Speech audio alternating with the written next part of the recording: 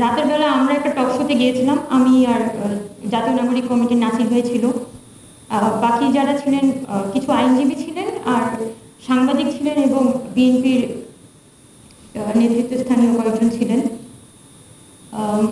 এবং যেটা হয়, ওনারা ওনাদের যুক্তি তুলে ধরছেন, আমরা আমাদের যুক্তি তুলে ধরছি এবং ইট ওয়াজ ফাইন এনাফ। কিন্তু মাঝখানে একজন দর্শক, মানে একজন শ্রোতা, উনি কল করেন এবং ওখানে তিনি তার অনুভূতিটা ব্যক্ত করেন। যে মানে তিনি বলেন যে আমি যে গণঅভ্যুত্থানটা করেছি, আপনারা তো যখন বিএনপির উনি বক্তব্য দিচ্ছেন, উনি তো আমার প্রতি কোনো সম্মানই দেখালেন না, ওই গণঅভ্যুত্থানের প্রতি আপনি কোনো সম্মানই দেখালেন না। তাহলে এবং শ্রোতা উনি বলছেন যে আমি খুবই অপমানিত বোধ করেছি, আমি খুবই ডিসহার্টেড বোধ করেছি যে আপনারা এরকম অ্যাপ্রোচে হচ্ছে দিন দিন কথা বলছেন। তো এটাতে তিনি তার মতামত জানিয়েছেন, এটা জানাতেই পারেন।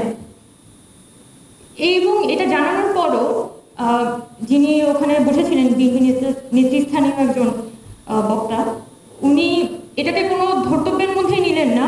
উনি এগেইন তার যে পলিটিক্যাল আলাপ আলোচনা এবং ওনাকে লিটারেলি একদম মাইনাস করে দিয়ে তার কথাগুলো বলতে থাকলেন।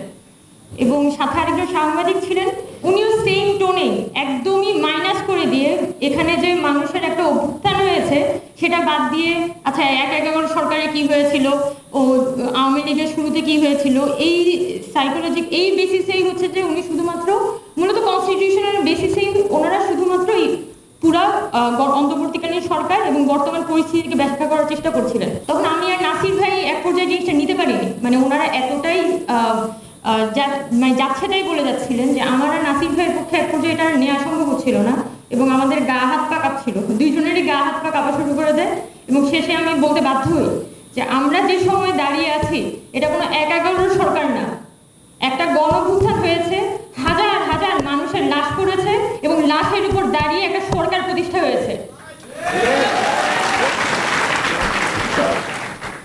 এবং যারা হচ্ছে আজকে এসে সংবিধানের দোহাই দেন, যারা বলেন যে ওই ১/১১ সরকারের সময় কি হয়েছিল, ১/১১ সরকার কি লাশের উপর দাঁড়িয়ে তৈরি হয়েছিল? তো আজকে এসে আমাদের তো ১/১১ সরকারের উপর জনগণের কি হিস্সা ছিল, জনগণের তো কোনো দায় ওই সরকারকে নিতে হয় না। কিন্তু আজকে যে একটা অন্তর্বর্তীকালীন সরকার তৈরি হয়েছে, এই বাংলাদেশের প্রত্যেকটা কৃষক মজুর সকলে মনে করে যে এটা তার সরকার, এটা তো ওই অন্তর্বর্তীকালীন সরকারের একটা দায়। এবং এই অন্তর্বর্তীকালীন সরকারকে সেই জায়গা থেকে কিভাবে সফল কাম করতে পারি, এটা আমাদের সবার দায়, এটা বাংলাদেশের জনগণের দায়। রাজনৈতিক দলগুলো আছেন, আমি হয়তো ছাত্র, আমি হয়তো আপনার থেকে একটু কম বুঝি, কিন্তু সেই কম বুঝের সুবিধাটা নিয়ে আপনি কিভাবে করে হচ্ছে আপনি নিজের আখের গুছানোর লাইন বেছে নিলেন, এই কোশ্চেনটা তো করতেই হয়। কারণ কেন এই দেশটা কি আপনার না?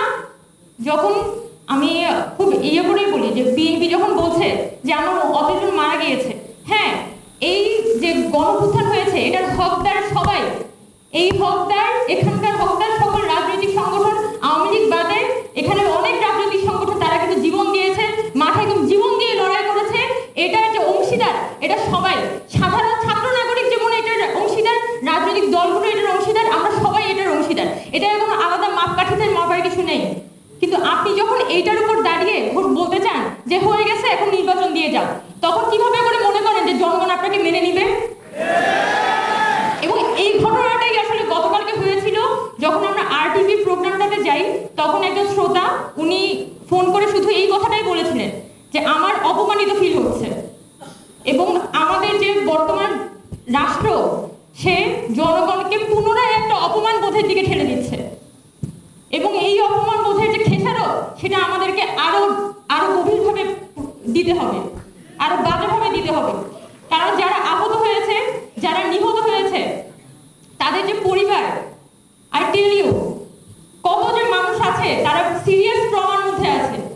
অনেক মানুষ আছে যারা মারা যায়নি, তার কানের পাশ দিয়ে গুলি গিয়ে পিছনে মানুষটা মারা গিয়েছিল। অনেক মানুষ আছে যারা লাশ টানাটানি করেছে। 18 জুলাই যখন 53 জন মানুষ মারা গিয়েছিল, অফিসিয়ালি 53 জন মানুষ মারা গিয়েছিল, ওই লাশগুলো টেনে নিয়ে গিয়েছিল কারা? ব্র্যাকের ভিতরে, এই যে ব্র্যাক রেস্টুরেন্টটা যখন মারা যায়, তখন তো তার হাত পা ধরে নিয়ে যাচ্ছিল না হসপিটালের ভিতরে, ব্র্যাকের ভিতরে ইস্ট ওয়েস্টার্ন ইউনিভার্সিটি স্টুডেন্টটাকে নিয়ে যাচ্ছিল। এই যে লাশগুলো যারা ক্যারি করেছে, ওই সে এখনো পর্যন্ত চুপ আছে। চুপ আছে এই কারণে যে সে এখনো দেখছে যে দেখি দেশটার কতটুকু যায়, কি যায়, কতটুকু হয়।